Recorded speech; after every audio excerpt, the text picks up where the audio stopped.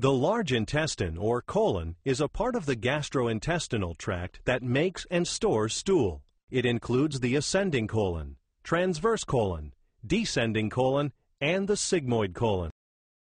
The cause of cancer is an uncontrolled multiplication of cells lining the colon.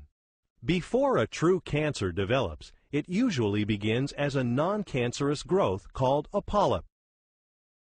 Certain people can have multiple polyps in their colon, which are inherited genetically. Over a period of several years, a polyp has the potential to become cancerous. A cancerous polyp grows rapidly in size, eventually breaking through the wall of the colon and spreading through the tiny channels called lymph vessels. The cancer can also spread through blood vessels to other parts of the body. Symptoms of colon cancer are blood in the stools, a change in bowel habits, resulting in either more constipation or diarrhea than normal, abdominal pain, unintended weight loss. Treatment. Treatment varies depending on the stage of the disease. Some patients will need surgery to remove the diseased segment of the bowel, followed by radiotherapy or chemotherapy.